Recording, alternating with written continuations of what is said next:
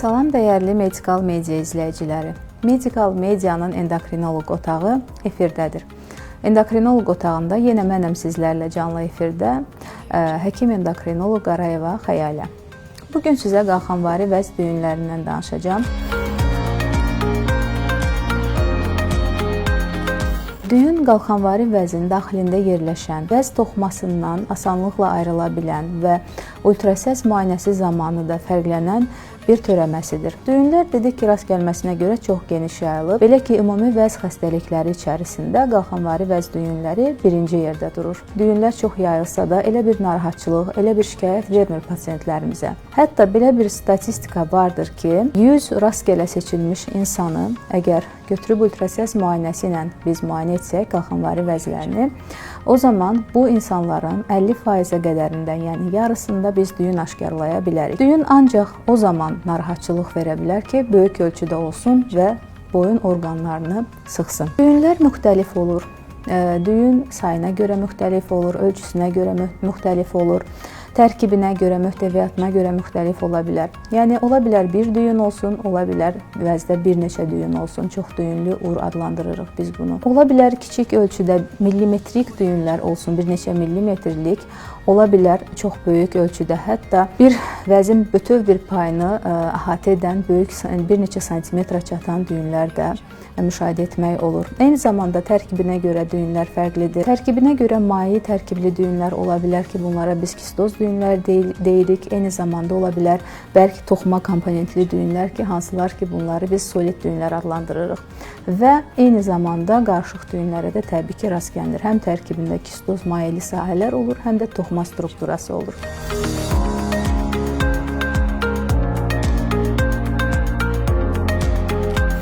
İnsanlar düyün aşkarlandığı zaman birinci növbədə onun bədxassəli olma ehtimalından qorxurlar. Təbii ki, bu ən çox narahatçılığa səbəb olacaq bir vəziyyətdir.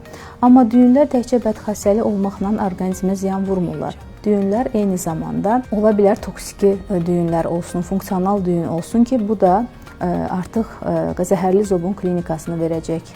Daha sonra düyünlər böyük ola bilər, çox böyük ola bilər. Ətraf toxumaları sıxar. Bu da bir növ orqanizmə ziyan verir. Məsələn, udqunmada çətinlik törədər, nəfəs almada çətinlik törədər və yaxud da səs tellərinə əgər gedən siniri toxunursa, səs batmasına səbəb olar.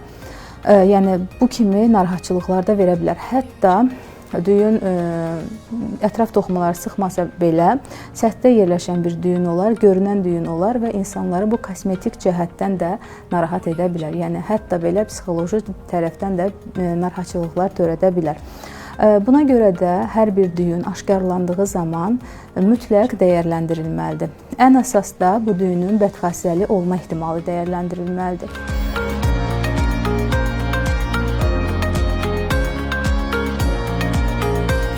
Qalxanvari vəz üçün müayinəyə gələn bir pasiyenti tam olaraq anamnezdən başlayaraq düzgün dəyərləndirmə aparmaq çox vacibdir. Anamnezdə nələrə fikir veririk? Əgər düyün aşkarlanan insan, bir şəxs uşaq yaşındadırsa və yaxud da düyün aşkarlanan şəxs kişi cinsinə mənsubdursa və yaxud da həmin şəxsin nəslində, anasında, atasında, yaxın qohumlarında qalxanvari vəz xərçəngi olubsa, artıq bu cür düyün bir qədər daha şübhəli düyün hesab olunur. Daha sonra keçiriyi palpasiyaya. Düyün əgər bərkdirsə, ətraf toxumalara fikssə, az hərəkətli düyündürsə, bu onun bədxassəli olma ehtimalını bir qədər də artırır. Çox vaxtı pasiyentlər bizlərə müraciət etdikləri zaman ancaq əllə müayinə ilə kifayətlənməyə çalışırlar. Düşünürlər ki, həkim də hər halda əgər əlinin altında bir şey hiss etmirsə, demək ki, mənim düyünüm yoxdur, heç ultrasəs müayinəsinə ehtiyac yoxdur. Əllə müayinə zamanı düyünlərin çox az bir hissəsini hiss edə bilirik biz. Belə bir statistik hesablama da vardır ki, 3 düyünlü zobu əllə müayinə etdikdə yalnız 3-7%-ə qədər az bir hissəsini biz aşkarlaya bilirik. 90%-dən çox düyün burada göz ardı edilə bilər. Ona görə də əllə müayinə ilə kifayətlənmək olmaz. Mütləq şəkildə ultrasəs müayinəsi vacibdir. Ultrasəs müayinəsi bizə çox böyük informasiya verir. həm qalxanvari vəzin özü haqqında, qalxanvari vəzin payları haqqında, ölçüləri haqqında, qanlanması haqqında, həm də qalxanvari vəzdə yerləşən düyünlər haqqında təbii ki, düyünlərin ölçüsü, forması, yerləşməsi, sayı, daxilində bərkləşmə ocaqlarının olub-olmaması, qanlanmanın olub-olmaması, kənarları hamar və yaxud da kələkötür olması haqqında çoxsaylı informasiyalar verir ki, bunlar da bizim üçün çox önəmlidir. Bunlar düyünün bədxassəli, xoşxassəli olma ehtimalını yüksəldən kriteriyalardır. Belə ki, əgər düyün struktur olaraq ixogenliyi az düyündürsə, yəni hipoixogen düyündürsə, kənarları nahamar, kələkötür bir düyündürsə, daxilində qanlanması, mərkəzi intranodulyar qanlanması varsa, daxilində kiçik bərkimə ocaqları, mikrokalsinatlar varsa, eyni zamanda düyünün forması uzunsovdursa, bu cür düyün daha çox bədxassəli olma ehtimalına malik olan bir düyündür. Və belə bir düyün aşkarladığımız zaman biz mütləq və ölçü də nəzərə alınmalıdır. 1,5-2 sm-dən böyük bu cür düyün, şübhəli düyün aşkarladığımız zaman burada artıq əlavə olaraq bir müayinə metodu biopsiyaya üst tuturuq mütləq şəkildə. Ölçü düzdür, əvvəlki protokollarda daha çox önəm daşıyırdı, amma son protokollarda düyünün ölçüsünün bir o qədər əhəmiyyətli olmadığı sübut olunmuşdur və əsas bədxassəli özəlliklər, bayaq sadladığım özəlliklərə fikir verilməlidir və təbii ki, 2 sm-dən də böyük olarsa bu düyün mütləq biopsiya olunmalıdır.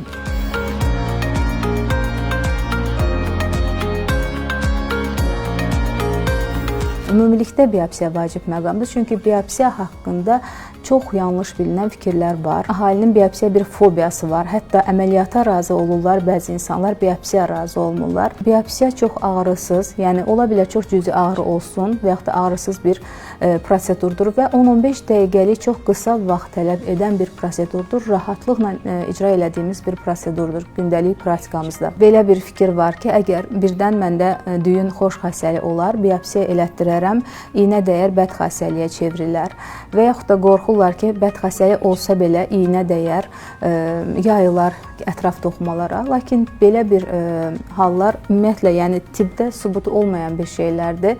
El arasında gəzən boş şayələrdən başqa bir şey deyil. Əgər sizdə şübhəli bir düyün varsa, əgər həkiminiz buna biopsiya məsləhət görübsə, vaxt itirmədən və qorxmadan rahatlıqla bu proseduru elətdirin. Elədiyimiz biopsiya, ora vurduğumuz iynə nə xoşxassəlini bədxassəliyə çevirmir, nə də ki, bədxassəlini ətraf toxumalara yaymır. Xəstə uzanıqlı vəziyyətdə olur. Ultrasəs müayinəsinin altında biz nazik uclu iynə ilə boğaz nahiyəsindən, yəni qalxanvari vəz proyeksiyasında əlbəttə ki, düyünə giririk və oradan düyünün möhtəviyyatını götürüb daha sonra patomorfoloji incələmələrə göndəririk və bunun nəticəsinə görə hərəkət edirik. Biopsiyanın cavabına görə bizim müalicə taktikamız seçilir daha sonrası üçün. Əgər biopsiyanın cavabı xoşxassəli gələrsə, o zaman həmin düyün mütləq nəzarətdə saxlanmalıdır. Artıq biopsiyamın cavabı xoşxassəlidir, artıq heç nəyə ehtiyac yoxdur deyə arxayınlaşmaqda olmaz təbii ki.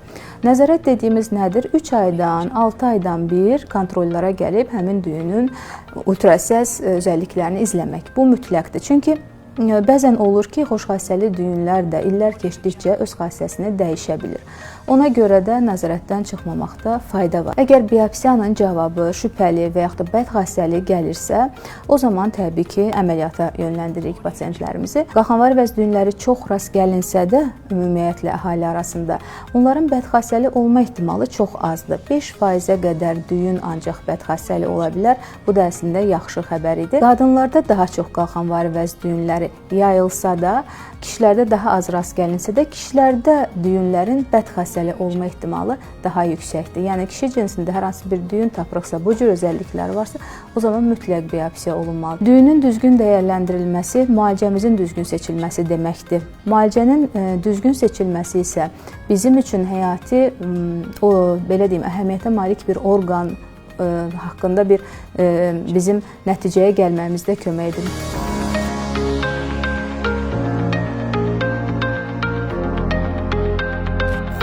Əgər düyün xoş xassəlidirsə və böyük düyündürsə, tək düyündürsə, bunu biz radioaktiv yod verə bilərik. Yəni radioaktiv yod müalicəsinə məhv edə bilərik. Və yaxud da düyün isti düyündürsə, yəni zəhərli düyündürsə belə deyim, bu zaman yenə də radioaktiv yod müalicəsindən istifadə edə bilərik. Qalan digər hallarda isə mütləq cərrahiyyəyə üst tutmaq lazımdır. Əgər düyün bəd xassəlidirsə, əgər pasiyentimiz gəncdirsə, nəsil artırma qabiliyyətinə malik olan dönəmdədirsə, hamiləlikdə, məsələn, süd vermə dönəmində də radioaktiv yod müalicəsinə icazə verilmir, olmaz. Çünki dölə və körpəyə çox ciddi ziyanları ola bilər.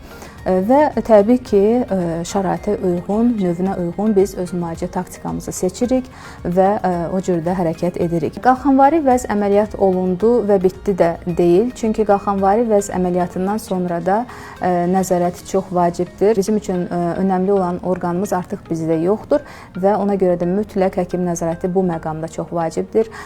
Dərman dozalarının ayarlanması və daha sonrakı mərhələlər mütləq həkim nəzarətində olmalıdır. Çalışın sağlamlığınıza qarşı biganə qalmayın. Sağ olun, ən əsası sağlam qalın.